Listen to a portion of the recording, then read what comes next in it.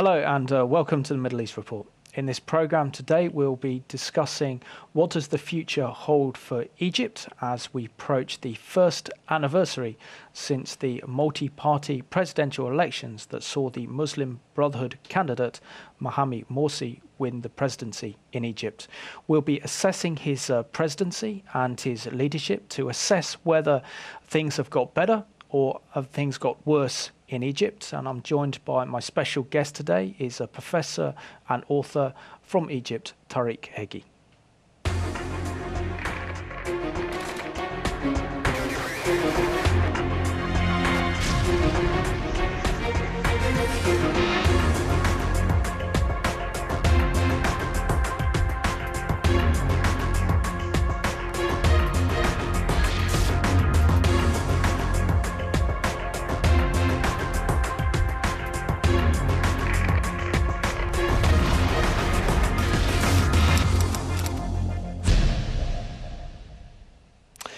Tarek, welcome back to the Middle East Report. It's been about 2 years since you were last on discussing the revolution that occurred back in February of 2011. Very happy to be here. So it's good to have you on the program again. Can you share with our viewers again something about your background, about growing up in Egypt and how you've since become one of the kind of liberal and leading lights in Egypt?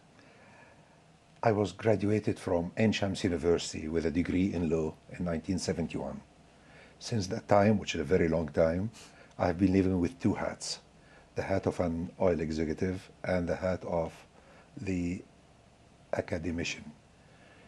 The first one took me to Morocco, where I taught at the University of Fas, and then I joined one of the major oil companies, and this is the other hat, and I was the chief executive of this major oil company, Shell, in the Middle East for 8 years, from 1988 to 1996. 1996, I returned back to academia, where I focused on writing and mainly serving one single purpose, which is modernization of Egypt, modernity. And modernity will immediately bring me to be face to face with political Islam and the Muslim Brothers, because in my view, they are the number one opponent to my project. No, it's very interesting. So Egypt now, it's been almost 2.5 years since the revolution in Egypt, in which we saw the downfall of President Mubarak, and since then we've had multi-party party elections, both for the presidency and for the parliament. How do you believe that Egypt has changed over that time? Apart from any ideological disagreements between me and the Muslim Brothers, fact of life, the Muslim Brothers came to power on the 1st of July 2012, and they have been doing one thing since that time, putting Muslim Brothers in all positions. And they are actually honest to their plan. Hassan al-Banna, the founder of the organization, said that once the Muslim Brothers come to power, they have to do what he called it ikhwanization, or in English would be Islamization, or I would describe it as radicalization of Egypt. So what they have been doing is putting, Egypt is a large country that will be 100 million people in a few years' time. So what they are doing now is putting more Muslim Brothers as all the ministers, the governors, heads of universities, heads of banks, heads of official newspapers, and it's very clear why. So in order that they kill completely the chance of power rotation. Next time they will have the elections with every single influential civil servant from their side. So the only thing we saw since they came to power a year ago is more Muslim Brothers in senior positions. The big drama was last week when Morsi appointed a governor to Luxor, where great portion of the world heritage is located, somebody who was a terrorist in some operations against the tourists in the 1997 and 98. The man who's having Kalashnikov shooting at tourists in the in the Valley of the Kings in 1979 is today the governor of Luxor. And if afterwards people say there is a significant drop in the revenues of tourism, it is natural. Absolutely, which is also incredibly shocking. So, how has if we look back over the past year, in which the Egyptian president Mohammed Morsi, representing the Muslim Brotherhood, has fared, how would you say his presidency has gone so far, and what are the type of policies that he's implemented internally in Egypt? Because of the spread of fear that this will be another Afghanistan, what happened that shrinkage in the income of tourism and in many other areas of economic activities. The end result of this, that the rating of Egypt moved from A to B to C, and today it is triple C.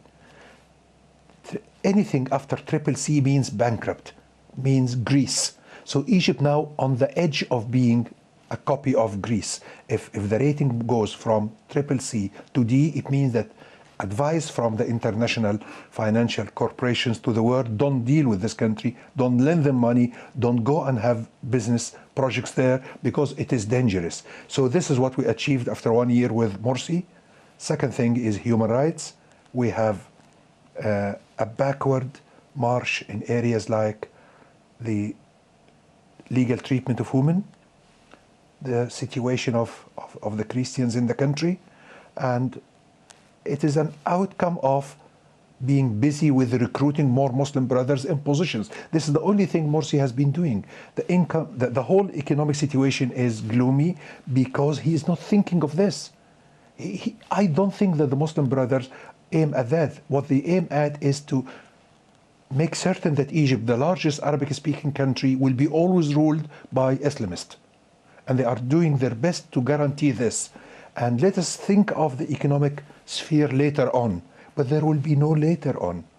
Because in my personal views, Islamic governments lack competence. And they need external financing. The external financing to government as such come from one or two countries only. Saudi Arabia for the Sunni movements and Iran for the Shiite movements. So can Egypt live all of its life on aid from outside? Of course not. You can't do this. You can do it for a small country of 10 million people, but not for 90 million people.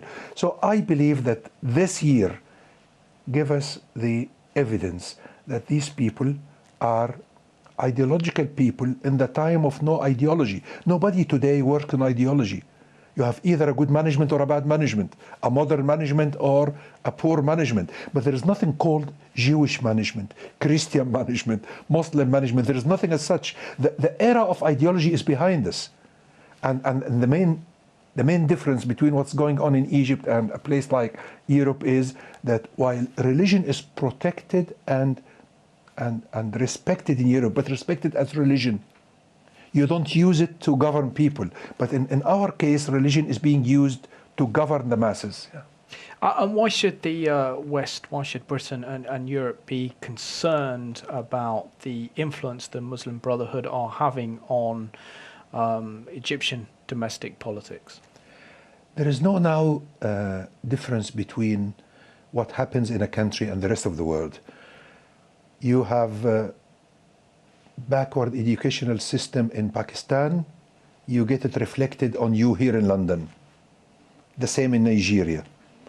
You get a boy from Nigeria that will go in the street and kill an innocent British officer because of the poor education he received and the hatred injected into his heart. So Egypt is the #1 Arabic-speaking country. It has a great influence on the neighboring countries, but also on the entire world. If Egypt becomes another Afghanistan, it's a liability to everywhere in the world and to this world, which has large number of immigrants.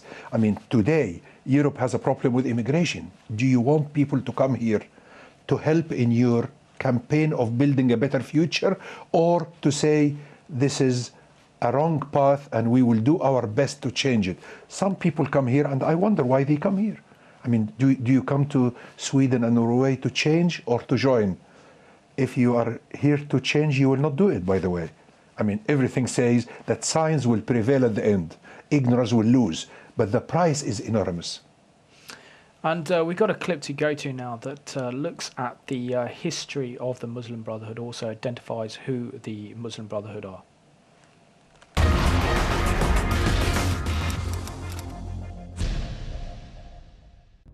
When you walked into the convention center, they had these big banners, and it said, "Death to Israel, death to America." One of the people who were working with me said, "You know what, Bob, these people are Muslim Brotherhood." I said, "What's that?" The Muslim Brotherhood started in 1928 by the founder, Imam Hassan al-Banna.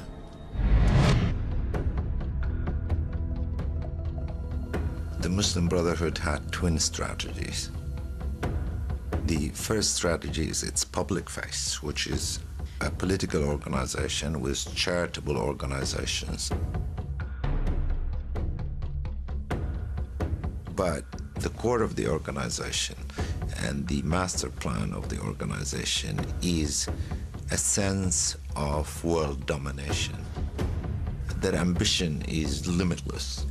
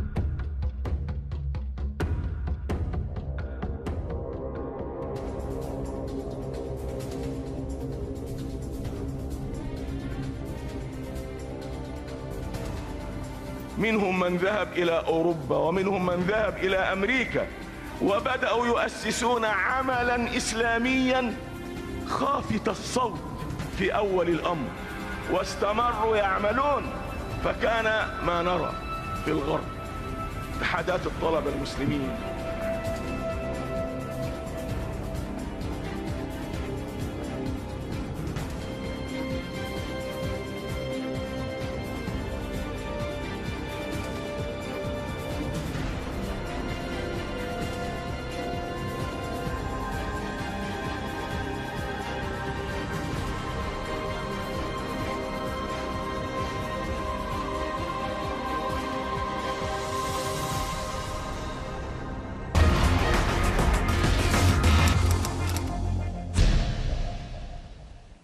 Welcome back to the Middle East Report.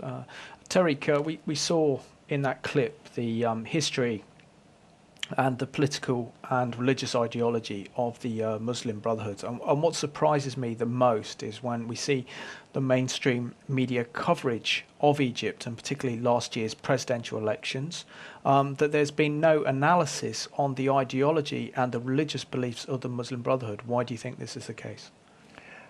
I'm equally astonished.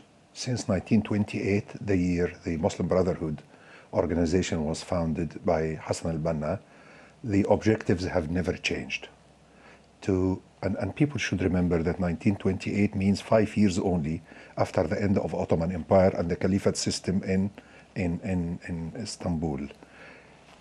This was the reaction to the end of the Ottoman Empire. Somebody came in 1928 and said, Muslims have to work again on establishing the Islamic State, which is the Caliphate system. Since that time, the objectives have been the following: global domination, 2, one Muslim state covering and including all Muslim population, cancelling the application of modern legal systems, replace them by Sharia law, and of course, when Israel was incepted in 1948, they were the first to cross the border and go to do jihad against the classical enemy of most of the Islamists is anything Jewish. Yeah? So I don't know why Europe in general and America in particular believe that the Muslim Brothers in Egypt are moderate political movement. Nothing has changed. Their views on women, on Christians, on Jews, on modern state, on secular government, on everything is the same. And the whole thing is they sell good words to the West that we have changed and we will be moderate. And let us take their views on Israel. They will never accept that Israel has the full right to exist. Let us take their views on Christians in Egypt. They will never accept that this country might be headed by a non-Muslim one day. They are trying to return backward the family law provisions. So I am astonished why, if somebody says, but they are moderate compared to Osama bin Laden, everybody is moderate compared to Osama bin Laden. It depends on the benchmark. What is the benchmark we use? And by the way, I have been writing on this, the benchmark, for a year now. I say instead of saying moderate or otherwise, because this is too general, let us have a benchmark. And my benchmark in my writings is, let us agree that there are a set of values that we call them values of modernity, like pluralism, acceptance of the other, relativity, women's rights, human rights, the role of critical mind, and let us go and discuss with the Muslim Brothers, and we will have their own definition for each one of them. They say, yes, we accept pluralism, but, for instance, can I, as a Muslim, become a Christian? No. So why you talk about, you say, I accept pluralism. You don't accept pluralism. You claim that you accept that pluralism is a main feature of life, but you have your own definition of pluralism, of acceptance of the other, of relativity, of critical mind. I mean, why they cancel in all Arab countries that are ruled by Islamist governments teaching the theory of evolution? Because for them it's a direct clash with religion. The West managed to find the outcome and create a truce between science and religion. But Muslims didn't do that, because Muslims didn't go through what Europe went through, which is a battle that made religion a religion and set of values, but not a code to govern society. Yeah, with the kind of Reformation, I have to make a statement that as a channel we definitely believe in creation rather than evolution, but that's for another program, I think, Tarek. Just want to bring you back. How is ordinary life of ordinary Egyptians like now, since the Muslim Brotherhood have been in power for over a year? The masses that had many people hoping the Muslim Brother might do a good job are now anti-Muslim brothers. The support to Morsi is much lesser than a year ago, and if he won by 51% a year ago, today, unless the elections are falsified, I don't think he would have 30%. And we got a news clip to go to now that looks at the growing protests and unrest in Egypt against President Morsi's leadership as president of Egypt.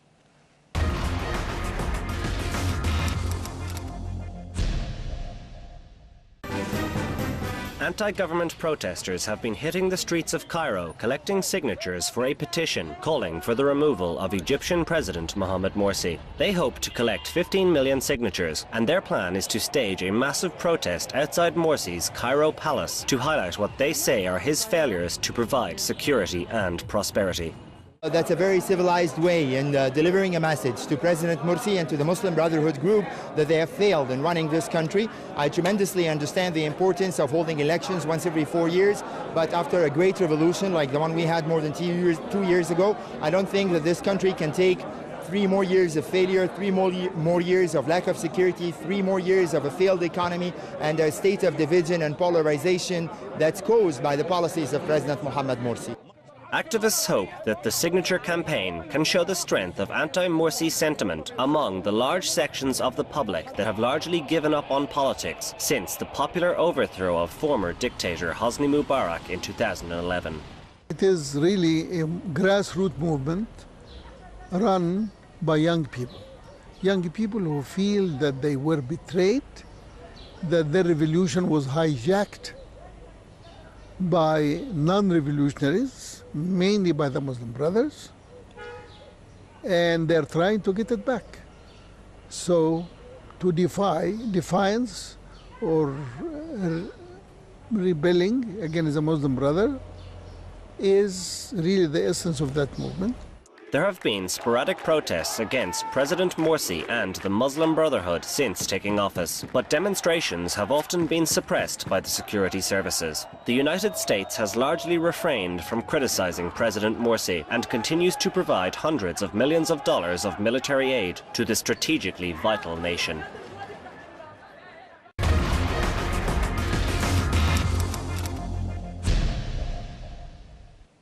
Welcome back to the Middle East Report. Tarek, also what's also happening is not only secular and liberals and students who really had great hope in the revolution that saw the downfall of President Mubarak, that Egypt would enter into a new dawn, a new era of democracy and freedom. But we've heard so many reports from the Coptic Christian community in Egypt that under President Morsi and the Muslim Brotherhood, they faced increasing persecution and actually fear for their own safety. What is the government of President Morsi doing to protect religious rights, particularly those of the Christians, which is of grave concern to us here in Britain and the West? Doing very little, maybe the opposite, yeah? The whole issue of Christians in the Middle East is a very complicated issue. Number of Christians in Iraq is declining, in the Palestinian territories also declining, in Jordan. In Lebanon, the Christians who used to be 40% of the population are now less than 20%. In Egypt, it is much complicated because 10 to 15 million Christians will not immigrate. I mean, you can talk about immigration of hundreds of thousands, but not a large number, as I guess they are above 12 to 15. Even the numbers are not available because the government hides the numbers. Why they hide the numbers? Because they want to say they are not significant. They are a small portion of the society. If you talk about 15 million, you are talking about a huge portion of the society, and the government keeps talking about 6 million people. I was on TV a few weeks ago in Egypt and I talked about 15 million. I was called by the man in charge of statistics and said to me, please don't refer to 15 million. There are only 6 million. I said, it just cannot be the case. There were 2 million people in 1950 when our population was 19 million. So if we became 100 million, I mean, the 2 million must be today somewhere between 12 and 16 million. Also, the statistics of many embassies in Egypt talk about something like 15 million. So if I'm a cop today, with the widely spread Islamic slogans, with the new breed of ministers and governors who all come from the Muslim Brotherhood organization, I should be very worried about myself. Number one, my chances in the society are less, and the pressure, cultural pressure, is more and more. So take a very simple thing, like in the Easter, the president did not congratulate the Christians. And the rumor was that while he would do this for the Christmas, because he accepts that Jesus was born, he wouldn't go on the Easter to congratulate them, because he denies the whole story of the cross and the elevation of Jesus Christ. So if somebody is of this mentality, he will not be fair to people. Christians were also massacred during the revolution by the army in a much larger portion than the rest of the society. So in general, I claim, and I think I'm correct, that the Christians from Morocco, very, very few Christians in Morocco, but Christians from Morocco to Bangladesh are under pressure, lots of pressure. And talking about them as first-class citizens is incorrect. They are not first-class citizens anymore. They used to be in the past of Egypt, but not anymore today in 2013. Which is really sad. And the other issue I really want to raise now is the fact that tourism has incredibly suffered in Egypt. And according to today's Daily Mail, if I just get my notes here, something like a third of Egypt's revenue a third of Egypt's revenue is raised by tourism, and now they fear that Egypt is at a loss of something like $2.5 billion. Why do you feel that so many Western tourists now are no longer visiting Egypt, and particularly the pyramids? Egypt has two types of tourism: the history-related tourism and the sun and beach-related tourism. I would imagine 20% go to Luxor and to the temples and to the Egyptian museum, but the great part, 70 to 80%, go to Sharm el-Sheikh and Gona and Hurghada. Both domains have problems. One of them is women, and the other one is the ancient Egyptian art. The typical Muslim brother looks at the ancient Egyptians as the enemies of God, because the story in the Quran is similar to the Bible. But we have nothing to do with this issue now. Yeah? We are talking about temples and statues and history. There are claims among the Muslim brothers to destroy the statues of ancient Egypt, as what happened in Afghanistan when they destroyed by tanks the statues of Buddha a few years ago, just before 2011. I think it's like 6 months before 2011 when they got the tanks and they bombed the two statues. So this is with regard, how would you go to Upper Egypt when you hear that many Egyptians are against these places and they believe they should be destroyed? And one of the leaders said on Egyptian TV that even Sphinx should be removed.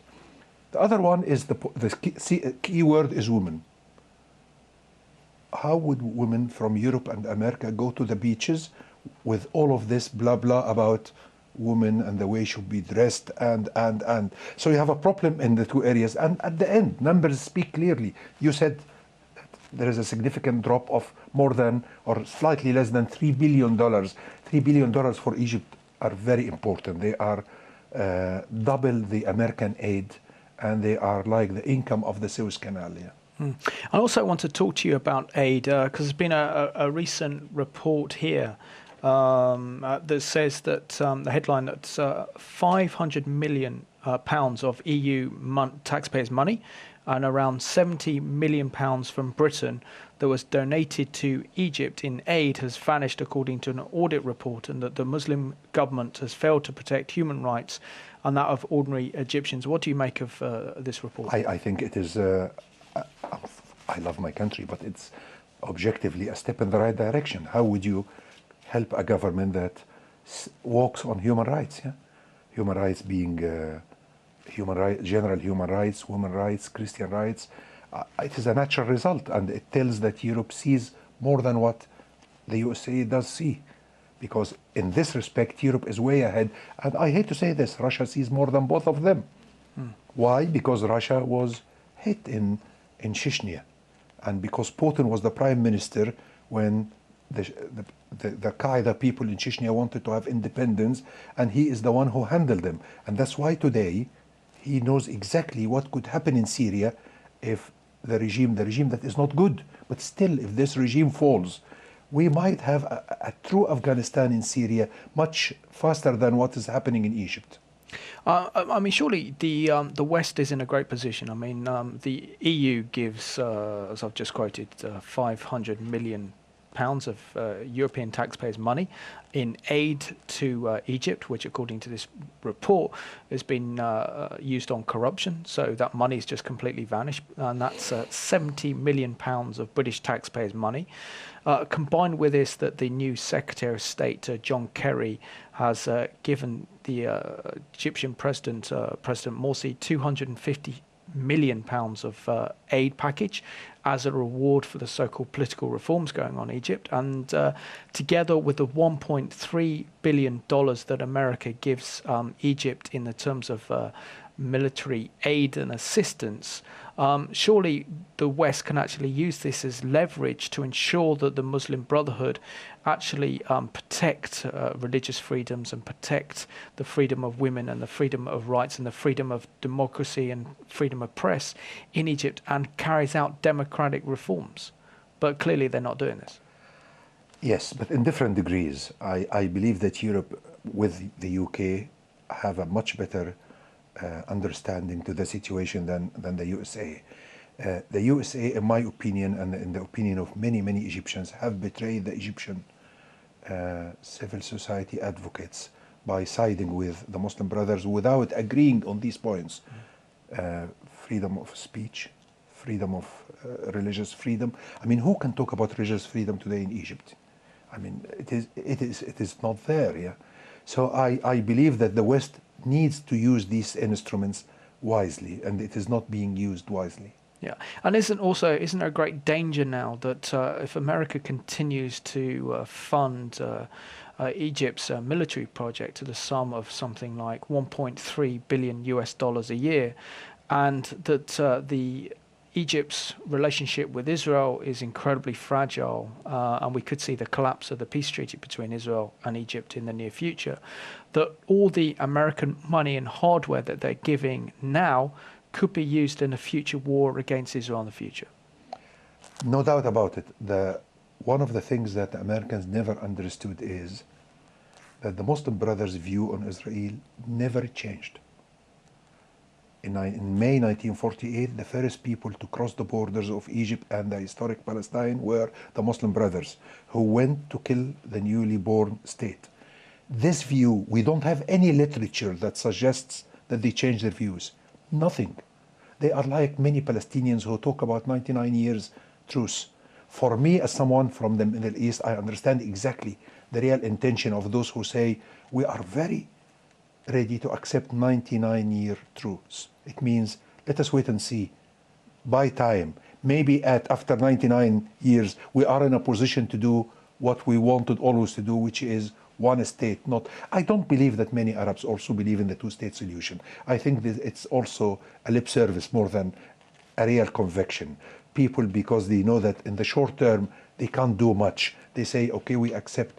But when you say, I accept two-state solution, you have to translate this into actions. Nothing translates this into action. And we've got a clip to go to now that's entitled Egyptian Cleric, that the Muslim presidential candidate will liberate Jerusalem.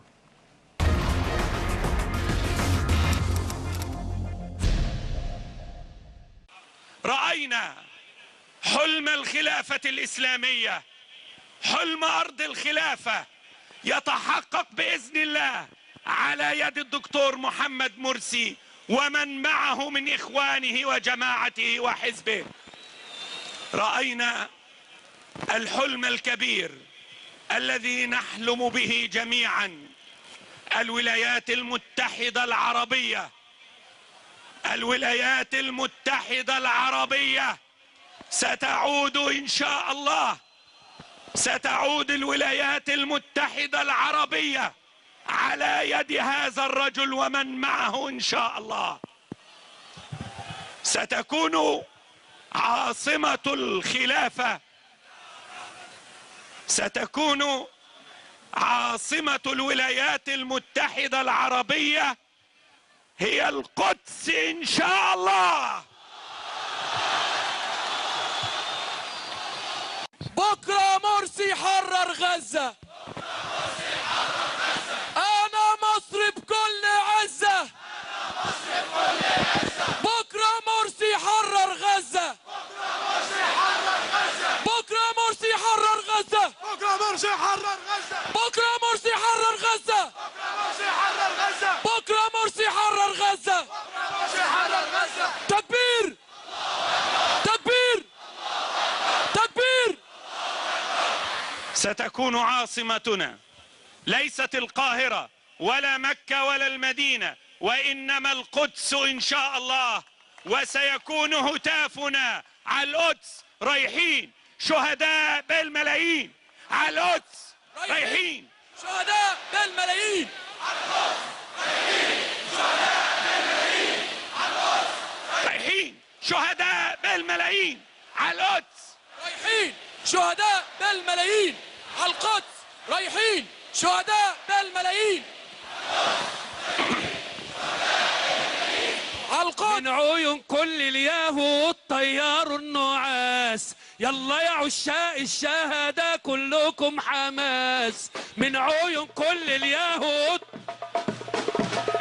يلا يا عشاق الشهادة كلكم حماس من عيون كل اليهود طيروا النعاس. يلا يا عشاق الشهادة كلكم حماس. انسوا العالم كل العالم وانسوا المؤتمرات. شيلوا سلاحكم صلوا قيامكم. شيلوا سلاحكم صلوا قيامكم. وادعوا رب الناس وادعوا رب الناس من عيون كل اليهود. يلا يلا يا عشاق الشهادة من عيون كل اليهود طيروا النعاس. يلا يا عشاق الشهادة. نعم كل عشاق الشهادة هم حماس، ونقولها من هنا من المحلة من قلب الدلتا من قلب مصر، وليسمع العالم جميعا. ولن نوري ولن نواري ولن نداهن. نعم هدفنا القدس، سنصلي في القدس أو ننال الشهادة على أعتاب القدس. على القدس رايحين شهداء بالملايين. على القدس رايحين شهداء بالملايين.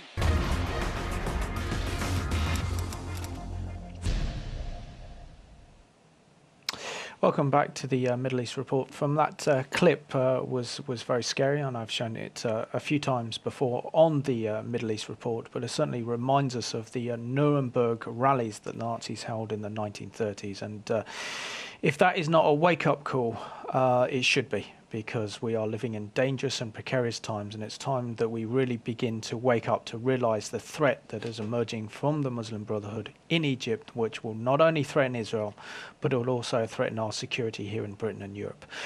Tarek, what is your response to that clip that you've seen? And thanks to memory, we actually have it, which really does show the true ideology and the focus and the intentions of the Muslim Brotherhood. A clip as such supports me personally, because I keep saying and writing that the Muslim Brothers never changed their views on a wide number of points.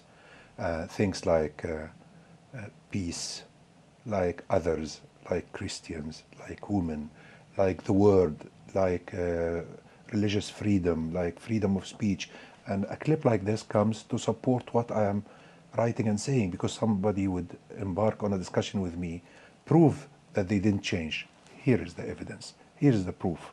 The president of Egypt was sitting among the audience, and he was listening to these things, and he did not stop it. To the contrary, he must have liked it, because he stayed there and the man continued, and the masses were repeating, what proves that I am not exaggerating in saying the world is in danger. It is so hazardous. It threatens the march of civilization. We are not against Islam. We are against those who use Islam to play these games. Islam is a religion, and we agreed like 5-6 centuries ago that religions are personal matters. We believe that they are, when I say personal matters, I believe that we don't let societies managed by clergy. Societies are managed by science, by modern management techniques. But meanwhile, we respect religions. We respect the right of people to believe in whatever they choose. But this is not religious. These are sheer politics. What we have heard here, 100% politics. If somebody says this is religion or religious, I say, no. This is using religion to serve political aims. But it is all political. And I'd love your views. We've got another clip to go to now, Tarek. Your views on President Morsi. And this clip is President Morsi talking before he was president in 2010, calling upon to install hatred on the Egyptian children towards Israel and the Jewish people.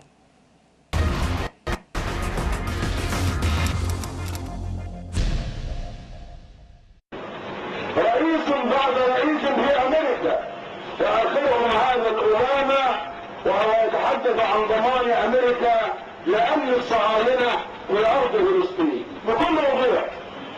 قال كلمات فارغه من المعنى على ارض مصر، كذب وقال كذبا كثيرا لا يستطيع يستطيع أن ينفذ منها إن صدق وهو غير صادق لا يستطيع أن ينفذ منها حرفا واحدا. يجب ألا ننسى أيها الإخوة ونرجع أبنائنا وأحفادنا كراهية لهؤلاء، للصهاينة، لليهود، لمن يسير في فلكهم. يجب أن يرفعوا الكراهية، يجب أن تستمر الكراهية.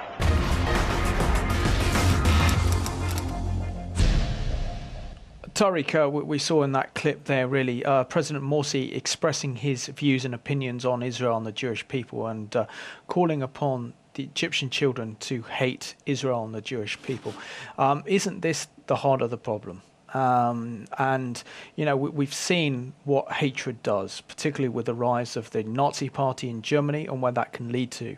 So surely for the sake of humanity, for the sake of peace and security in the Middle East, the West really needs to wake up to the danger posed by President Morsi and the Muslim Brotherhood. I don't need to comment on what he said, because he said it all. He said it in a way that I cannot say anything more about it. He talked about having hatred through breastfeeding to children. But I would say one thing in addition to this. This is not his own personal views. These are the views of all the Islamists in the world, not all the Muslims. All the Islamists. There are very modest Muslims who totally reject such a logic. But Islamists from Al-Qaeda to the Muslim Brothers believe in this. This is not his own view. These are the views of an organization. And if somebody says it is Morsi's views, I say there is nothing as such in the Muslim Brothers. In the Muslim Brothers, they said that the whole culture of the Muslim Brothers is based on obedience. The whole idea of having your own personal initiative doesn't exist. They base their education on obedience. This man was expressing the views of all the Islamists from the Far East to the Far West. Which also leads us on to the very, very fragile relationship that Israel has with Egypt. I mean, historically, we saw back in 1979, President Carter oversee the peace treaty between Egypt and Israel, in which Mitch Begin and President Anwar Sadat signed that historic peace agreement, which has lasted really until now. But that peace process now is looking increasingly difficult, and particularly now that the Israelis have decided to build up a security fence, that Israel's border with Egypt has been a very, very quiet border. Now it's becoming very, very dangerous, because we see the Sinai is becoming an area in which we're seeing increasing terrorist attacks from Israel. Do you believe, under the leadership of President Morsi and the Muslim Brotherhood, that Israel's historic relationship with Egypt is about to end? This is one of the topics that I disagree with many of my Israeli friends about. I say that ultimately you will have nothing from the Muslim Brotherhood but hatred and war. Nothing but hatred and war. And I believe that Israelis should not be happy with the short-term arrangement, because there are some short-term arrangements between Hamas and Israel with the sponsoring of Mohammed Morsi. Don't be happy with the short-term arrangements and forget the long-term. In the long term, these people have two things for you and nothing more: hatred and war. And I believe that the future will not be that much for the peace agreement. I think the peace agreement of Anwar Sadat could be in jeopardy very soon. But I'm not sure that the Muslim Brothers will remain in power in Egypt for long. So I am worried as long as they are there, but I'm not sure that they will be there for a long while. Their economic failure will enhance their political end. Interesting. And if we look at the wider Middle East and how the wider Middle East is playing out, particularly the foreign policy of President Morsi and the Muslim Brotherhood, and just only recently the Egyptian government and the clerics of the Muslim Brotherhood are actually calling upon a jihad against the regime in Syria, against President Bashar al-Assad and their supporters, which means Iran. So what is this? Are we seeing the emergence of a struggle and a battle for the control and identity of the Arab world between the Sunni Muslim Brotherhood interpretation of Islam and Iran's Shia Islamic Crescent? This is an extremely important question, because without modern states in the Middle East, this will be the path. It is either you have modern states and they exist next to each other, or if you have a theocratic regimes, this will be the path. All the Shia together fighting all the Sunni. And look at the situation in Syria. It demonstrates this patently clear. Hezbollah is with Al-Assad regime because both they are Shia, Iran supporting them. Even Iraq, because of the prime minister, is under the relative control of Tehran. While Qatar and Saudi Arabia, both are supporting the Sunni Muslims. So the salvation is in new civil modern governments. Without modern governments, this will be the path. As a large civil war between the Sunni and the Shiite Muslims that will burn the Middle East area and will have an impact on the free world in general.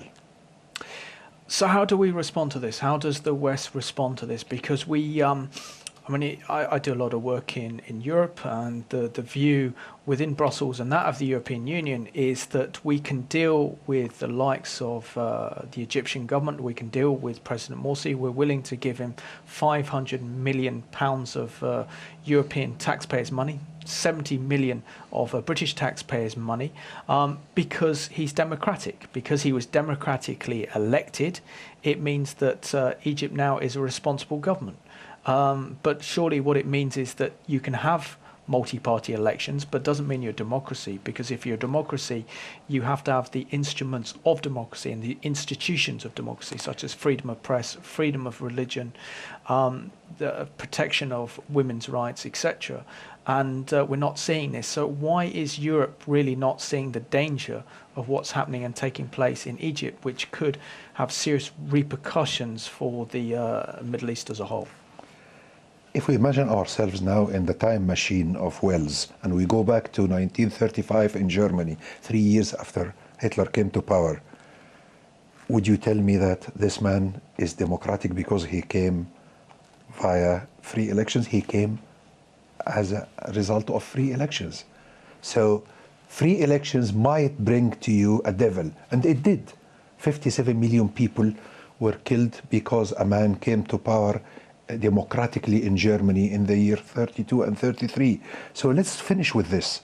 The ballot box is part of democracy, but is not all democracy. And it is not democratic that you come to power and then radicalize your country from A to Z, which is happening now in Egypt. This is against democracy as well.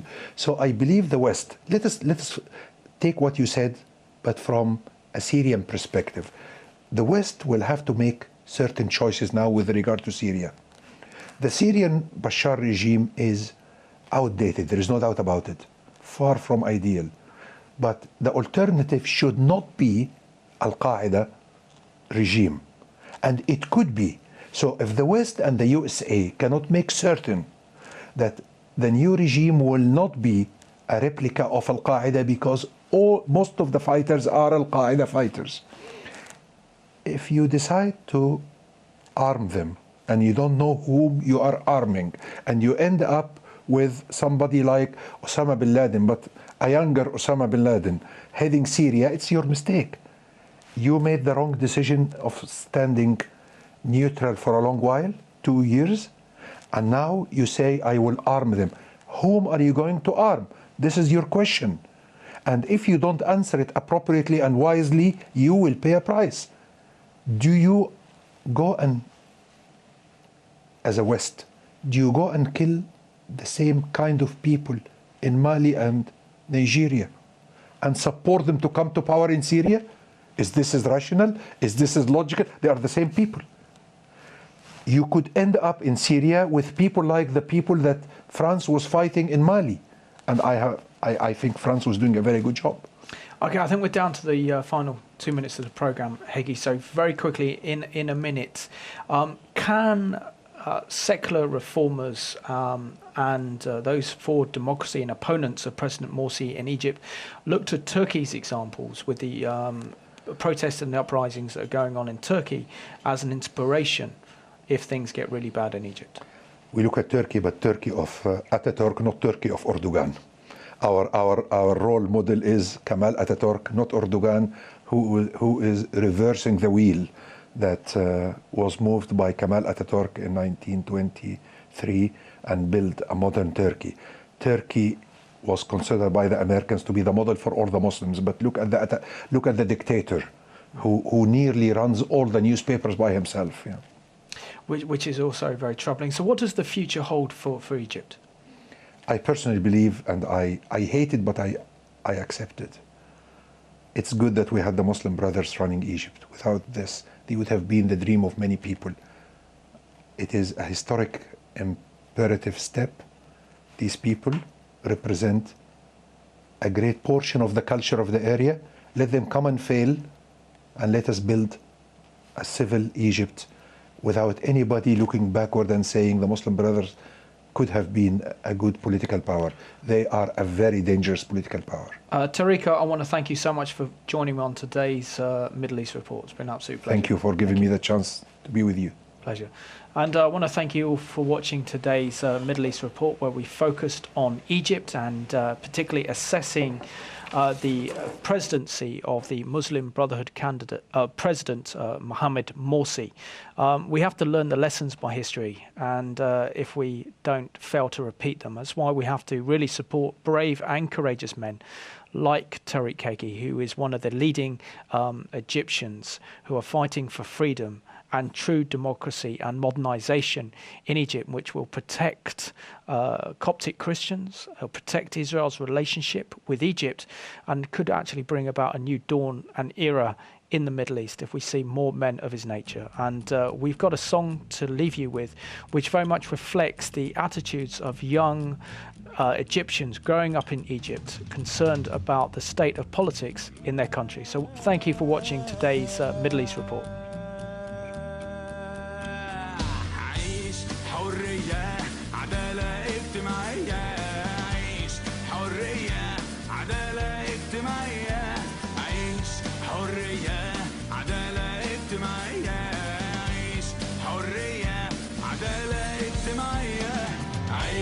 حرية عدالة اجتماعية عيش حرية عدالة اجتماعية عيش حرية عدالة اجتماعية عيش حرية عدالة اجتماعية عيش بالمصري يعني حياة عاشها المصري حضارة سنين والنيل لو يعطش مجراه يروي عرق المصريين عيش بالمصري يعني حياة عاشها المصري حضارة سنين والنيل لو يعطش مجراه بكرة يفيد ويوفي الدين عيش حرية عدالة اجتماعية عيش حرية عدالة اجتماعية عيش حرية عدالة اجتماعية عيش حرية عدالة اجتماعية لقمة عيش الناس الأمراء الفلاح والعامل يابا لقمة عيش مش لقمة سخرة تيجي بعديها أي حقوق لقمة عيش الناس الأمراء الفلاح والعامل يابا لقمة عيش مش لقمة سخرة هناخدها لو مش بالذوق عيش حرية عدالة اجتماعية عيش حرية عدالة اجتماعية عيش حرية عدالة اجتماعية عيش حرية عدالة اجتماعية لما تقول كلمة حرية لازم ترفع ايدك فوق الحرية لقمة هنية تيجي بعديها اي حقوق لما تقول كلمة حرية لازم ترفع ايدك فوق الحرية لقمة هنية هناخدها لو مش بالذوق هناخدها لو مش بالذوق هناخدها لو مش بالذوق عيش حرية عدالة اجتماعية عيش حرية عدالة اجتماعية عيش حرية عدالة اجتماعية عيش حرية عدالة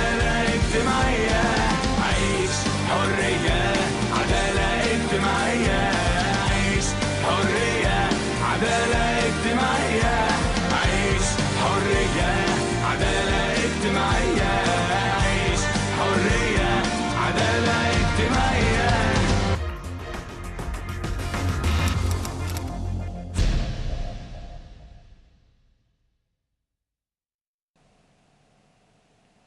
This edition of the Middle East Report with Tarek Heggy was filmed last week, and since then we've seen dramatic and incredible historical events as the military junta in Egypt have deposed the Muslim Brotherhood President Morsi from power, and also held many members of the Muslim Brotherhood under house arrest. So it's only a question of time to really understand what is going on in Egypt and how this will all play out.